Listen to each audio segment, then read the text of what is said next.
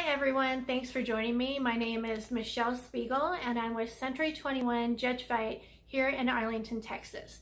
Today I want to talk to you about appraisals and how they relate to buyers and sellers. Okay, let's talk about what an appraisal is. It's an unbiased professional opinion based on your house's value. Now, buyers generally speaking will pay for an appraisal, and I say generally speaking because everything in a real estate transaction is negotiable, but the buyer usually pays for it.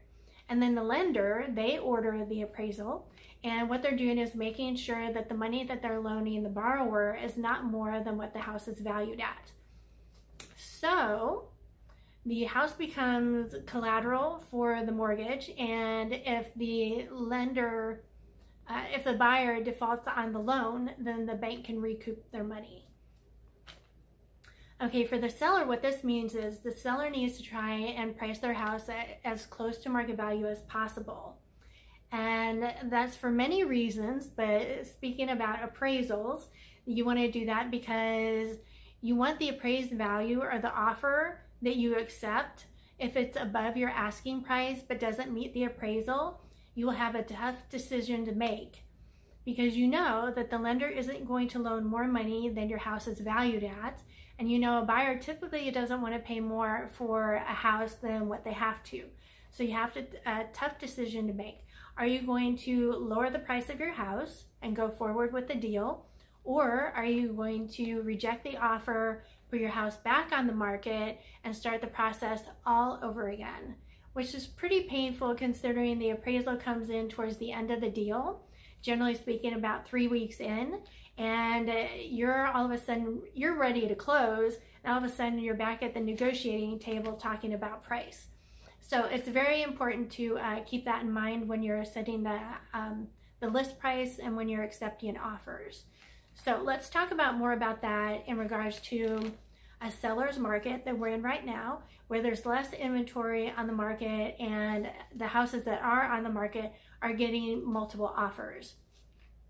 So a smart buyer with a savvy agent could make an offer on your house that's above the list and asking price. And they could do this in an attempt to get their offer accepted and beat out the other offers that are on the table. But they also know that in the end, when the appraisal comes back, they're not going to have to pay more than what the appraisal is saying. So they're pretty smart when they're actually going over the list price because they know in the end, they're not going to have to pay that. But you as a seller, now you're savvy and you know this. So you know what to look for. So when you are vetting the offers that are coming in on your house, you can evaluate them based on, is this buyer wanting to buy the house and pay more for it because they really want the house, and in the market and market conditions as they are, it would be in their best interest to pay a little bit more to get that house? Or are they a buyer and they're hedging their bets considering the fact that they can offer whatever, knowing that they don't have to come through with that in the end and only pay the appraised value? So when you have multiple offers, it's very important to have your real estate agent go over those with you because there's many factors that go into what makes a better deal, and that differs depending on what is most important to you. Because even though a higher price is ultimately what you want, there's other factors that go into it that would make other offers more appealing based on the different types of loans that the person has and the different terms and conditions in the actual offer.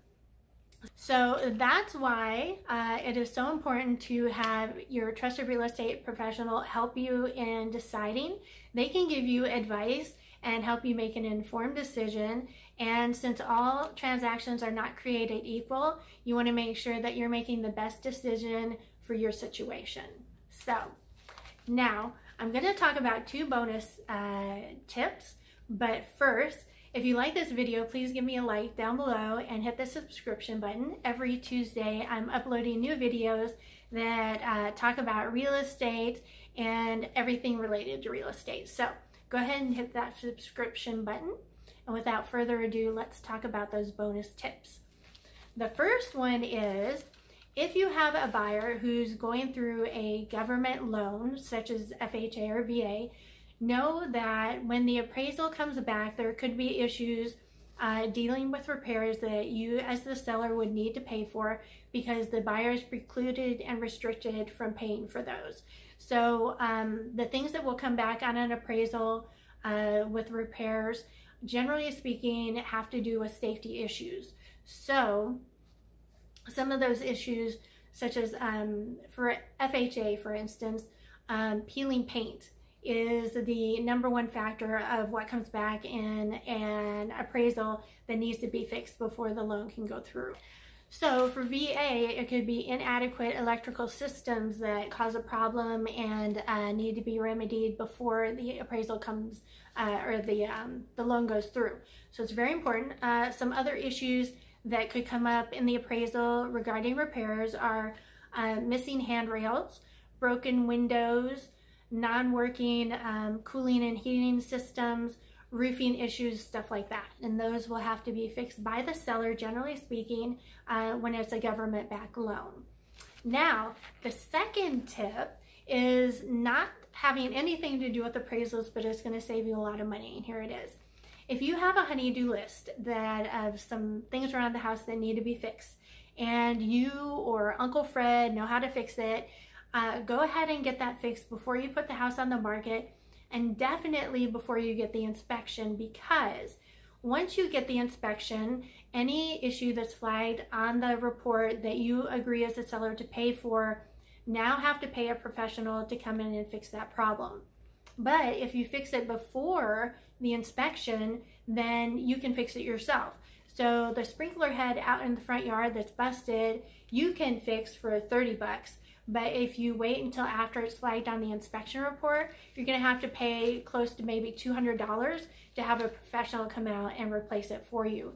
So you're going to save a lot of money in the long run by fixing those little issues that you know how to do.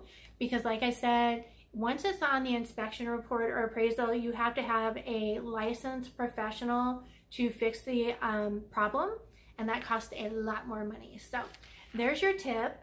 Thanks for joining me. Again, join me every Tuesday. I'm uploading new videos that have everything related to real estate. And I will leave you with this quote. Don't wait to buy real estate. Buy real estate and wait. Okay, you guys have a safe week. Stay healthy and be blessed. Bye.